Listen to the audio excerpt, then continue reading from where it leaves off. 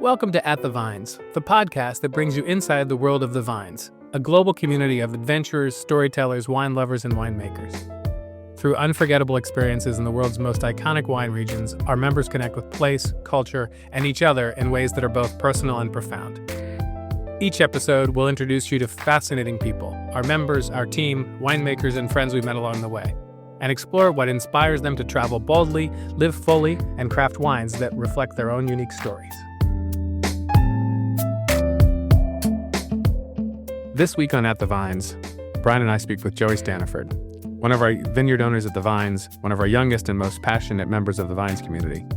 We talk about how he got into wine initially as a business necessity and how that blossomed into a passion and maybe even an obsession that's not about collecting trophy wines, but focused on sharing wines and building community with friends around wine. Please enjoy this conversation with Joey Staniford.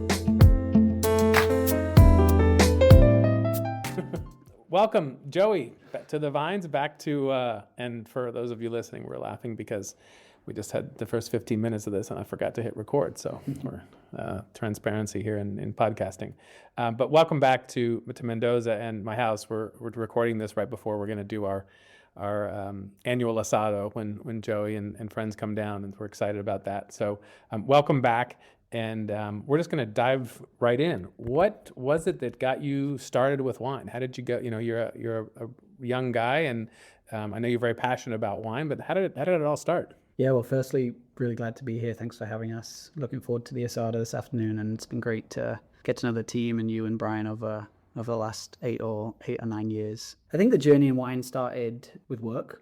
Started in London in finance as a sales guy with hedge fund clients, and went to one dinner. My boss, who was hosting the client when I was much younger and didn't have my own clients and didn't know anything about wine, had to drop just before the dinner for some reason or other. And the sommelier handed me the wine menu, and I had no idea what I was doing. And there was kind of some level of embarrassment there. And I committed to learning enough about wine that I would never be unable to order something good from the wine list for a client. So it started as a kind of a work necessity or work, you want to make sure that, but at some point it turned from a necessity to a passion. It's not, your wine's not, something, it's no longer something you just do for work.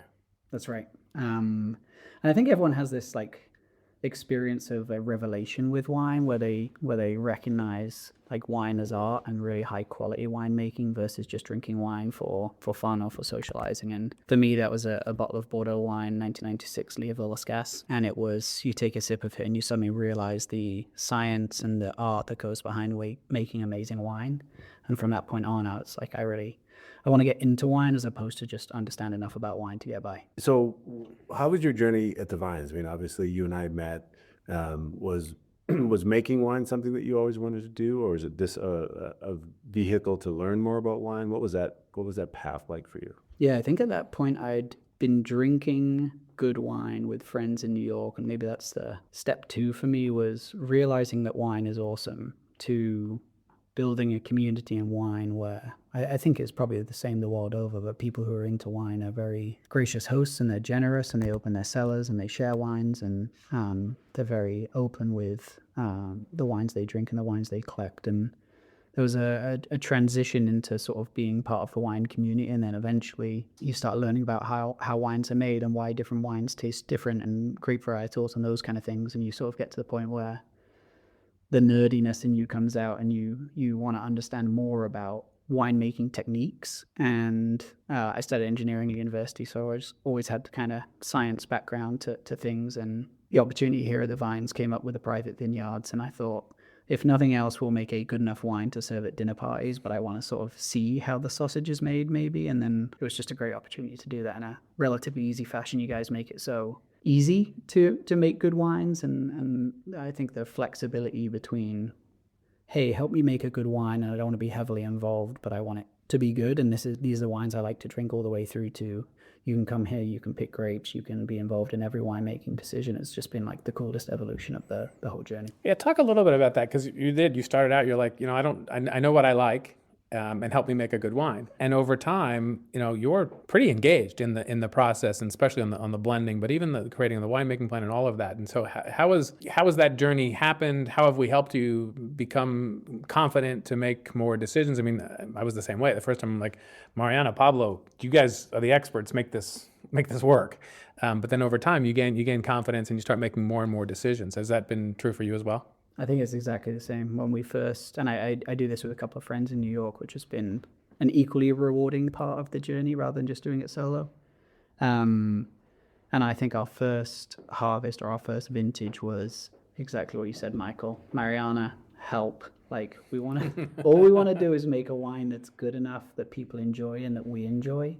But I don't think there was ever and we're not going to be embarrassed by that. We're going to be proud to bring, Exactly. like when you talked in the beginning about sharing and bringing the wine, but it's like having the confidence, like I'm bringing this wine and I'm feeling good about it. I didn't have to spend $300 for a bottle of wine. I'm bringing my wine. Exactly. And it's a good enough, and I don't know what I'm doing, so help me. So like at the beginning, I think you start with 95% guidance and 5% taste maybe. And then over the coming years, you see how those early wines develop and you learn a little bit more about winemaking, and you sort of transition to this, I want to be more involved because now I want to go from making a good wine, which we achieved and has been successful, to I want to make the best wine that we can make.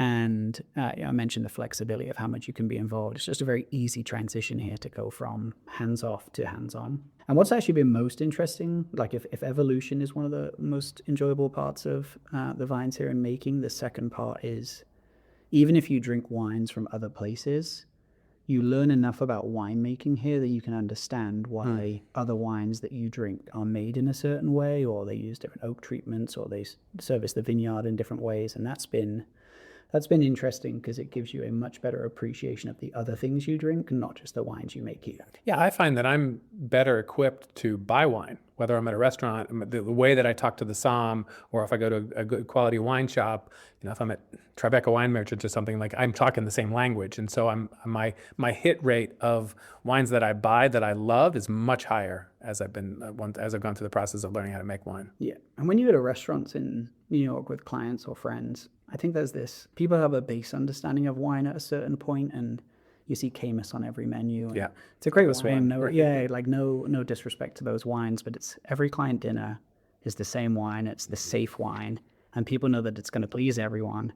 And when you start delving deeper into wine lists, it's like when you understand all the different nuances from different regions or different varietals, it's like you start ordering things that may be more off the beaten track that are equally as good. And it's sort of a bit of a differentiator, not from a business perspective that you're like the wine guy, but just from we don't have to drink that every week. We can drink different things, and you have the confidence to actually go and pick those things off the menu. And it's fun to give let's try something new. I like these, let's try something else. And and a lot of times you can find something that you love that's a lot cheaper or different or from a different region. Yeah. And I think, when I grew up and started getting into wine, Argentina was always, or the Yucca Valley was always Malbec, and the wines have increased in quality massively over the last 20 years. And so the whites are up and coming, and you look around the world and you say, okay, Spanish whites don't get as much praise or following as maybe they should. So you're confident to try wines that don't fit the box of the perfect wine, and you can explore many more varietals from many different places, and that's kind of cool because you sort of broaden your wine knowledge or your wine understanding from around the world. Totally. This is not for wine snobs or people who swirl their glass just so. The Vines is for anyone who thinks that travel should come with better food, better wine, and way better conversations. You'll meet chefs and winemakers and people you'll still be texting with months after the trip. Want to see what we're about? Head to @TheVines Winemakers on Instagram. So now that you're well on your way to mastering winemaking in Mendoza, I don't know about that. where else would you like to make wine? I mean, being a global member, are you looking to focus on whites or focus on reds, or how do you want to balance out your Mendoza reds? Yeah, I was laughing with Brian maybe 4 or 5 years ago. I don't know the exact date, but he had just mentioned that you guys were starting Vines Global and starting to partner with some amazing winemakers from around the world. And he said, hey, we've got this with this producer in Priorat, Dominic Huber at Terra Limit. And the week before, I'd ordered a bottle off a wine list at a restaurant, which is the 2013 Lemania, which I think was his first 100-point wine. Don't quote me on that.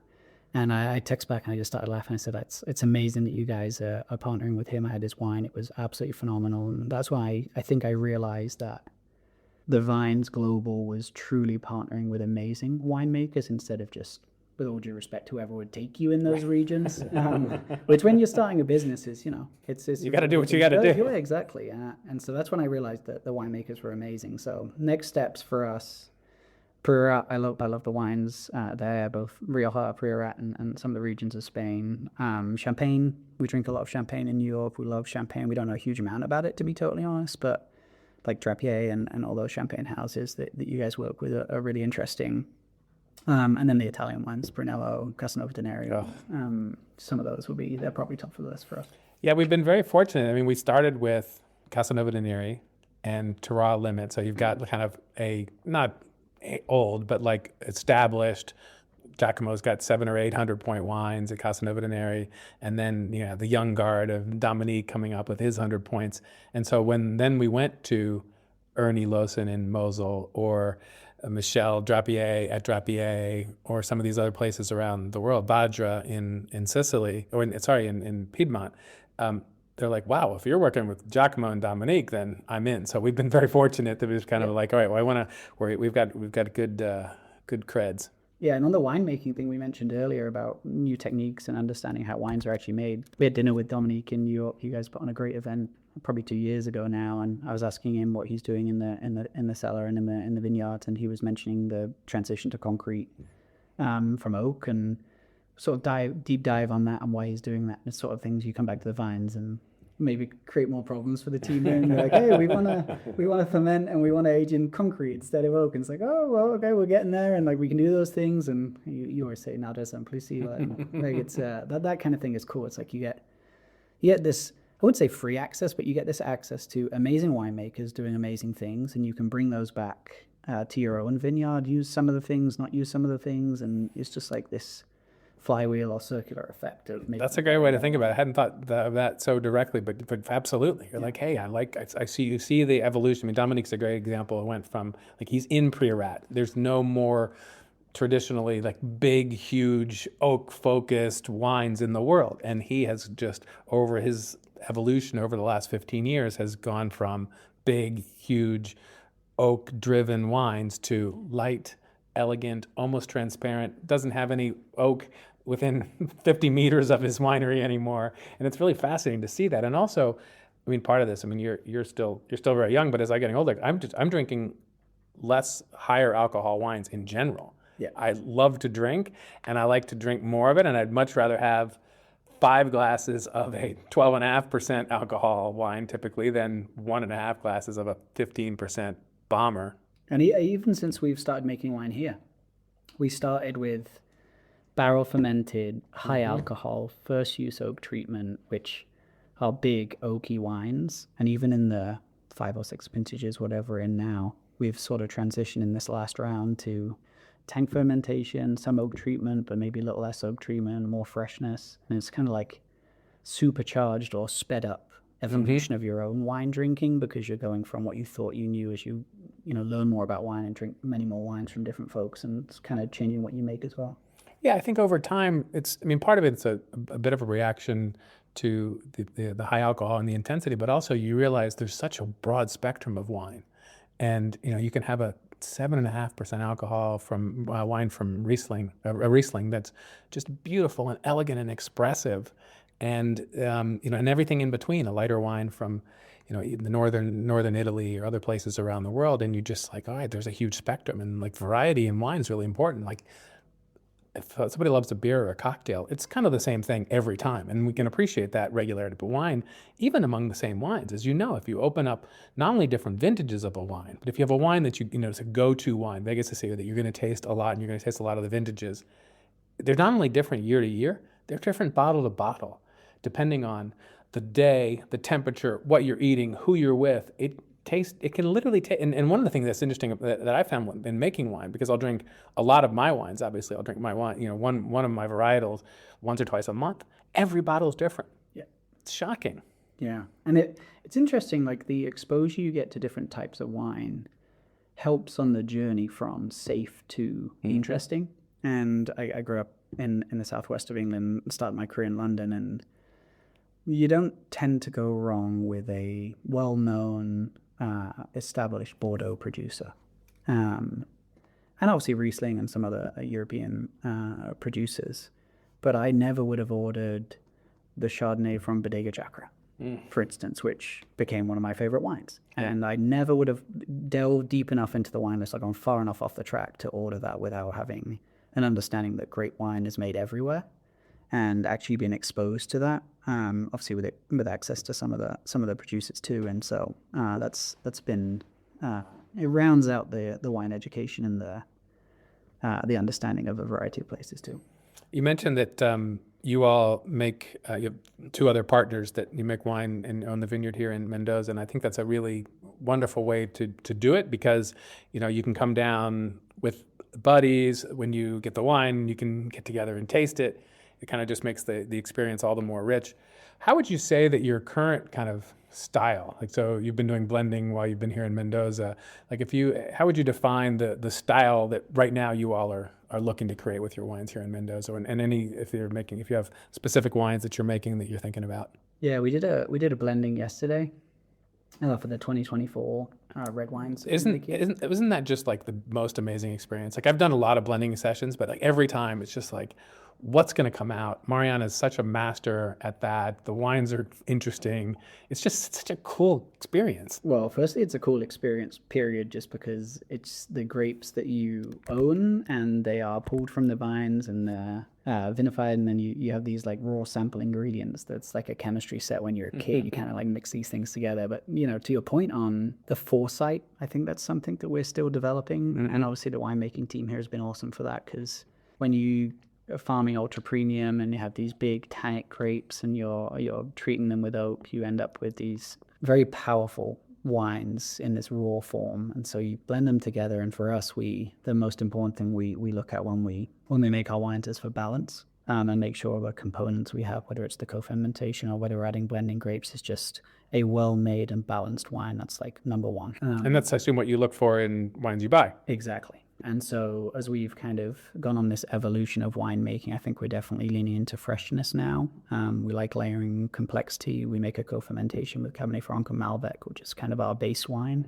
And then we adjust every year depending on the vintage. But I think we had an interesting moment in the blending yesterday where, and this is a negative on me from where I started as a I always call myself a winemaker, but we're not really a winemaker. You've made 5 or 6 wines. Yeah. I think that counts. Yeah, people ask if we're in the vineyard pulling the grapes and actually doing maceration stuff, and we don't. So I loosely use the term winemaker here, but I think we started trying to make the same wine every year. And we would start with the raw ingredients, and we would add things to get us back to this like standard wine that we wanted to be known for.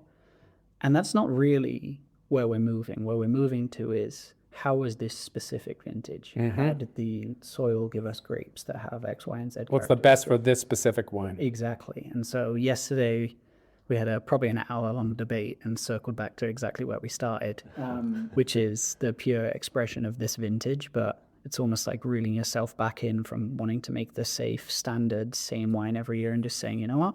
Let's take what the ground gave us this year, and let's make the best wine. My partner, winemaking partner, had a great phrase or statement yesterday. He's like, how about we just make the best wine for this year? Love that. And I think that's where we're going. We're going to make a similar wine every year in terms of raw ingredients, but we're going to let the terroir and the vintage and all those kind of things shine through. Well, and that's a unique thing to making small batches and not worrying about the commercial side. Because if you're Camus, you expect the vintage to taste just like the last one you had when you had the business dinner 2 months ago, and the next one you're going to have. And they've most of their focus is, how do I make this wine as consistent as possible that somebody could taste it and say, yeah, that's a Camus. Yeah, exactly. And we're probably moving away from that and trying to be a little more nuanced.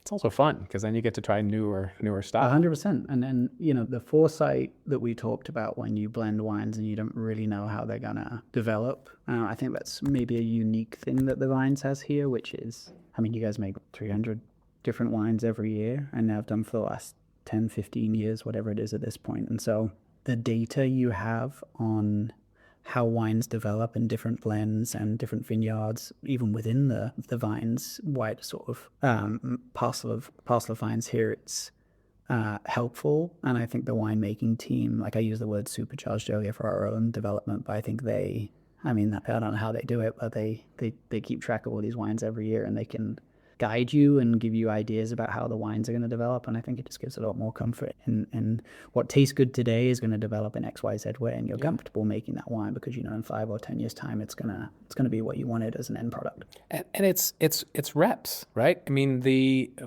team this year we made actually over 400 wines, and we do that every year. And even large wineries, close to La Siete or Salentine, they make millions and millions of bottles, but they make maybe 30 different wines. So we've got 10 to 20x more data, 10 to 20x more experience in trying to do it. Mariana and Pablo have probably made more wines than anybody in the world, including somebody like Michel Rolland. I mean, maybe Michel's up there because he's doing it all over the world, but there aren't many people that have done that many reps, and they've gotten really good at it. And also the Terroir, there's, I mean, you'll probably correct me on this because I don't know the exact number, but there's 100, 200 individual parcels of vines here for various. So there's actually 500. 500. Yeah. And so that's like 500 microsites. Yep. Slightly different soil, slightly different sun exposure, slightly different altitude, maybe not a huge difference, but I think smaller producers, even very high-end producers who have 10, 20, 30, 40, 50 acres of vines, they become absolute experts in that soil. Yep. They know every dry creek, they know every different soil type within the holdings that they have, and I think having 500 different sites within 1,500 acres is a challenge, but it's also like the micro optimization of everyone's wine. It's like, okay, this specific, plot on the eastern side of the property, which is where we are, probably performs very differently to the western side. And learning then how to do it. And so every year after harvest, we'll take all of the wines, all of the 400 plus wines, and taste them all and then we try and group them and say, okay, what are the commonalities? Were these harvested a little earlier? Did we prune these earlier or later? Were these tanks closer to the door and so therefore maybe a little warmer than other places? And to try and identify, and the team's really data driven about this. How do we figure out what are the commonalities? What should we be doing a little bit of different? Maybe we need to prune first on the east side and then move east to west instead of north to south, for instance. That kind of stuff I think is really interesting. Yeah, it's fascinating. If your idea of a wine trip is a tour bus and a gift shop, we're probably not for you. But if you want to blend your own barrel and eat pizza at midnight with a winemaker and stay in places you'll never forget, that's kind of our thing. We're The Vines, and we make wine travel personal, hands-on, and honestly, a lot more fun. Come hang out with us on Instagram at The Vines Winemakers.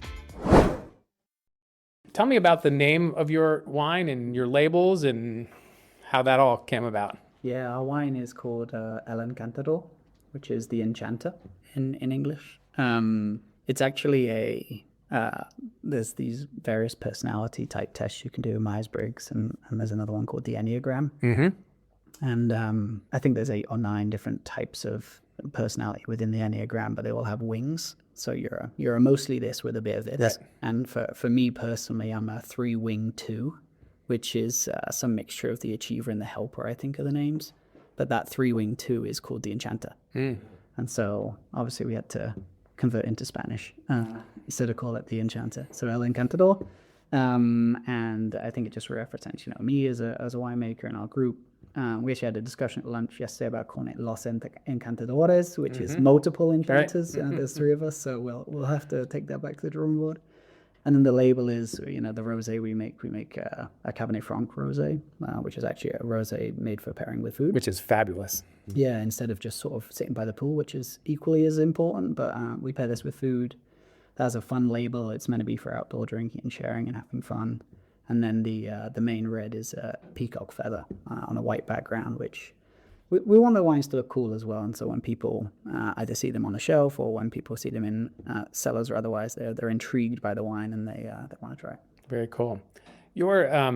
Your background's the professional background's in finance, and I know one of your big passions is golf. Any parallels or learnings from either or both of those pursuits that drives your winemaking or your wine collecting? Well, I mentioned that we have a community of wine drinkers in New York, which kind of took me under their wing, I guess, maybe 10 years ago. And there's a very high correlation with that wine community and the guys that play golf. So that's one thing I would call out. Both communities are very open and sharing and inclusive. So That's one thing, but there's really nothing better than finishing a round of golf we play up in Westchester, just north of New York City, and coming back and there's a bottle of El Encantador Rosé on the patio and spend chilling on ice for a couple hours, and you share it with your buddies and anyone that's around, and that kind of sharing element of life is present in both of those things, I think. Yeah, that's fantastic. All right, well, we're going to move towards wrapping up, but let's have a couple of kind of rapid fire questions. So, stranded on a desert island, what food and wine would you like? I gotta have this. Doesn't have to be a desert island. Could be top of a mountain if you want to mow on the red side. If you're gonna go back to Bordeaux, you probably don't want it on a desert island. It might be a cliche answer being Argentina, but I'm probably taking some empanadas. Nice. Just as a little snack. We'll probably bring our wine, maybe a couple others, and then. What others are you bringing? What others something that you could drink, once a week forever? Yeah, I'm probably bringing a bottle of white Burgundy. Uh-huh.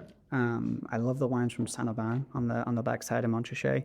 Ubalame's wine. Oh, yeah. Some Pulpio, Thierry-Pio. Probably bring some white Burgundy just to get us started. I think we go El Encantador Rosé into white Burgundy, and then we'll probably finish with like a Chateau Malsco, Staniford, something like that on the border side.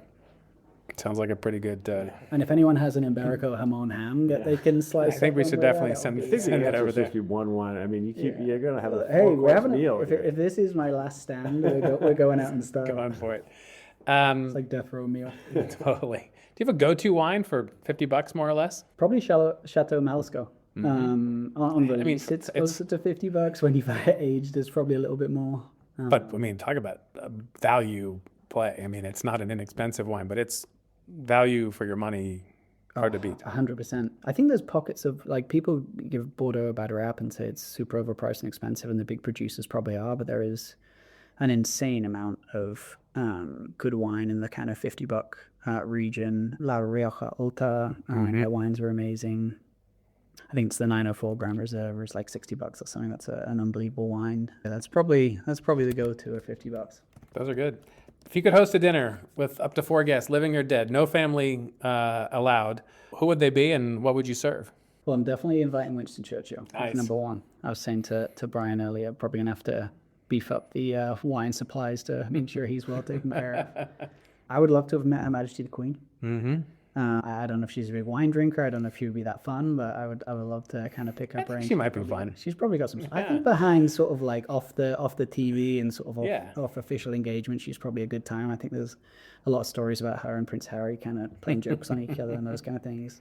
Fourth one, I don't want to break apart the family here and name any individual given person because there'll probably be some arguments, but I'm going to say like the fourth seat is safe for someone in the family.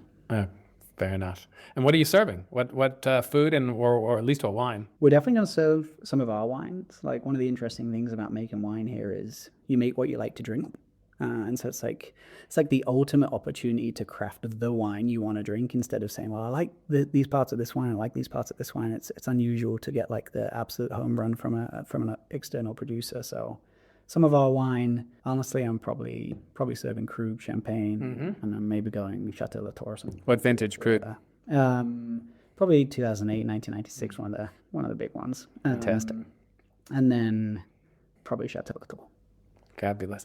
Well, we're going to wrap up here, but one of the things that brought me to Mendoza 20 years ago that turned the vacation into a life was doing things that are a bit off the beaten path, a bit very local, a bit unique. And I understand that you all had one of those experiences this week. Maybe talk a little bit about your football adventure. Yeah, we were having lunch yesterday after our blending with the customer service team here, and I think the locals. I'm a huge soccer fan from back home, and look forward to clinch the league on Sunday. So that's is that good news for you? That's big news, yeah, and it's going to be against Tottenham too, where my uncles are all Tottenham fans. So it's really a glorious combination of things coming together. But last night we went to Copa Sudamericano group stage match with Godoy Cruz against Grêmio from Brazil, and the team here completely off their own back proactively, suggested we come and join them, and it was awesome. Like, super local experience, something you probably wouldn't do anywhere else. And just to pivot slightly, that's kind of one of the things that's interesting about Global is anyone can go to fancy hotels. Anyone can go around the world, and if they pay enough money, they can do fun things. But there are some things that you can't necessarily pay for. Yeah. And that's access to great producers, local off the beaten track restaurants, so not the kind of Michelin star thing that's plastered all over the sort of culinary publications around the world, but where does Dominique go for dinner, or where does and Michelle going to lunch or dinner with Michelle, or it's not just we go to Billicar Saman, but when we're there, we have lunch with Antoine. Yeah. And that's that kind of stuff. Well, you clearly our marketing messages are at least getting through I promise towards this you. wasn't correct to anyone listening. It probably sounds like a sales pitch here, but it really isn't. Nothing wrong with that. The local football last night was good fun. Well, that's a great way to finish. And looking out the window, it looks like the meat's getting ready. The asado's ready. It's time to open up some wines and enjoy some good people and some good company and good food. So, Joey, thank you for your friendship. Thank you for being here. Thanks for being on the podcast. It's really you and your winemaking partners really make what we do a heck of a lot of fun. Yeah, it's been awesome, and long may it continue. Absolutely. Cheers. Cheers. Salud. Cheers.